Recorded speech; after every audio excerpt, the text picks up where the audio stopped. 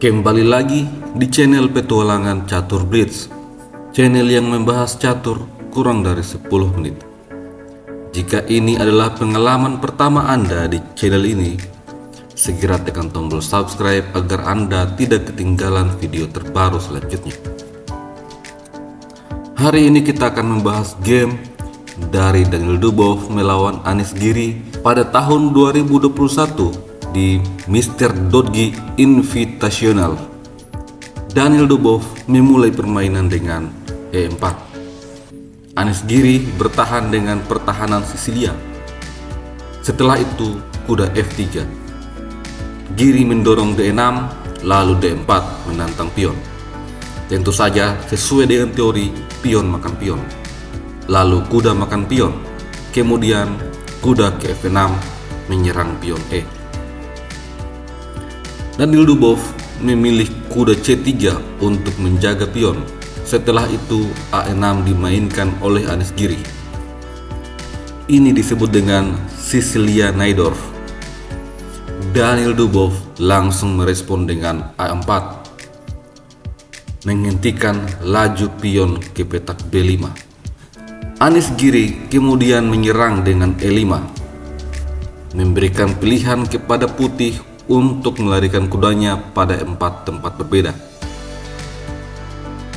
Jika kuda lari ke petak F5, maka langkah ini adalah langkah yang paling tidak tepat karena ada dorongan D5. Jika putih mendorong F3 untuk menjaga pion, maka gajah makan kuda. Setelah itu pion makan gajah. Hitam akan mendominasi petak senter dengan dua pionnya. Atau jika di posisi ini kuda ditarik mundur ke petak G3, maka D4. Lagi-lagi hitam akan mendominasi petak senter. Langkah yang seringkali dimainkan adalah menarik mundur ke petak B3. Di sini Dubov memilih untuk menarik mundur kuda ke petak F3. Hal ini dibalas dengan gajah E7. Kemudian Dubov memainkan G3, bersiap untuk menciptakan gajah fianchetto, sebuah ciri khas yang memang sering kita lihat dari permainan Daniel Dubov. Anish Giri kemudian rokade mengamankan rajanya dan Dubov langsung membuat gajah fianchetto. Kemudian kuda ke petak C6, lalu Dubov rokade. Setelah itu gajah keluar ke petak D7, dibalas dengan kuda H4. Rencana selanjutnya adalah masuk ke petak F5.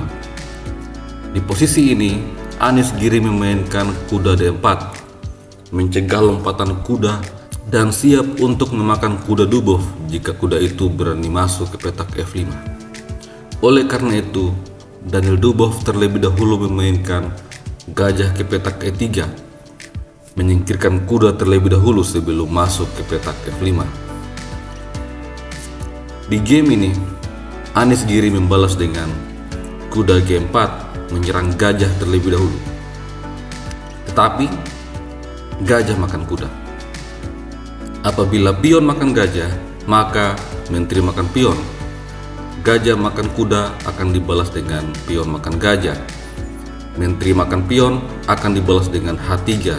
Setelah kuda terusir ke petak E5, maka kuda makan pion. Putih akan unggul satu pion. Posisi akan cukup seimbang.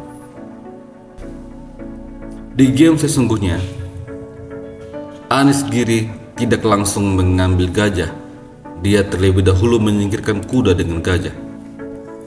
Setelah itu, Dubov dihadapkan pada dua pilihan, menyelamatkan gajah atau mengambil gajah hitam. Dan Daniel Dubov memilih untuk mengambil gajah hitam. Hal ini menyebabkan pion dimakan oleh menteri dan mengancam skakmat. Oleh karena itu, Dubov langsung mengusir kuda. Di posisi ini, Anish Giri tidak melarikan kuda, dia terlebih dahulu memakan gajah. Setelah itu, menteri makan pion, memberikan tekanan pada pion D dan juga masih memberikan ancaman pada kuda. Oleh karena itu kuda mundur ke petak F6 membiarkan menteri untuk makan pion. Dan kemudian Anies Giri membuat langkah yang tidak tepat. Gajah makan pion. Dengan maksud jika gajah makan gajah maka menteri akan makan gajah. Namun di posisi ini Daniel Dubow memainkan langkah yang sangat bagus yang langsung menghukum blunder dari Anies Giri. Menteri KH2 mengancam gajah dan menteri yang ada di petak H4.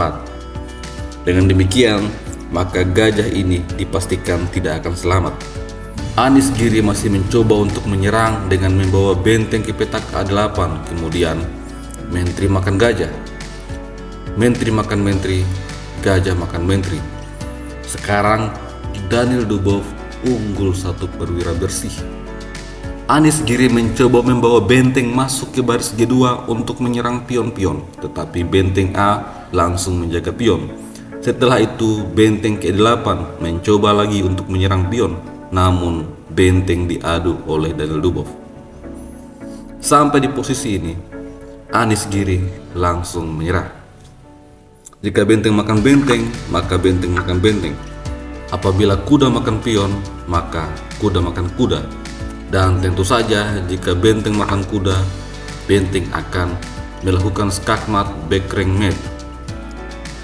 Benteng bisa menutup skakmat, tetapi benteng makan benteng dan skakmat tetap terjadi. Sebuah game yang sangat sederhana dari Daniel Dubow. Sampai jumpa lagi pada video selanjutnya. Salam Gens Unasubus.